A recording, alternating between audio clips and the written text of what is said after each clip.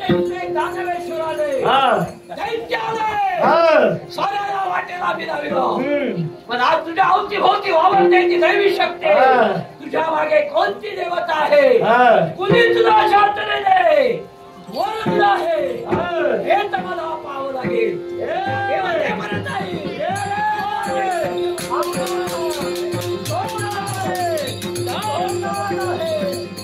हे बरायच ना गुरुदेव. बरं बघितलं म्हणून बरं. हे नाही तर मारून मोकळा झालो असतो. डोळे बंद करून तास तुझीच मान मारली असती. असं करणार, असं करणार. हे पहा, हे पहा, भोलेनाथ. पहा रे. वाह, गेले. शोभला सोडणार नाही त्यांना. माझ्या मातेपर्यंत घेऊन जाणार. काय म्हणतो?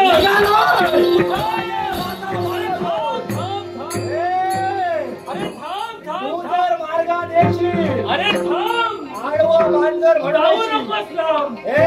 मी जायचंय म्हणाला. महत्वाचं आहे का? मग तू वीर नव्हे तर कोण? वीर आहे. कोणत्याचा वाटला कोण करतो? कोण करतो? ज्यांची वीरश्री गेलेली असते हा. असं कोणत्याचा वाटला. बरं झालं तू आलास. आणि म्हणून तू आलास. आता तुला काय करायचंय? काय करायचंय? पुढचा मार्ग मी दाखवला. मी आहे. लवकर चिंता करू नकोस. लवकर लवकर. आता तुला शिवशंभू महादेवाला स्वतःच्या आईच्या चरणाशी आणायचंच आहे. हा.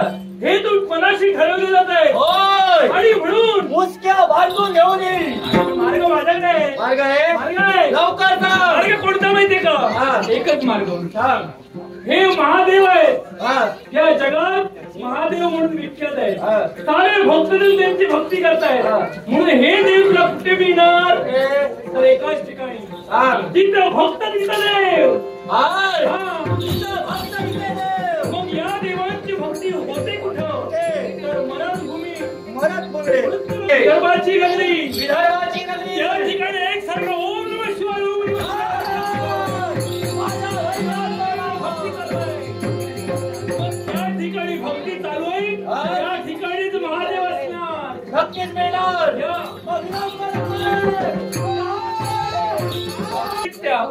एकाएकी अहंकाराला मंडित झाला.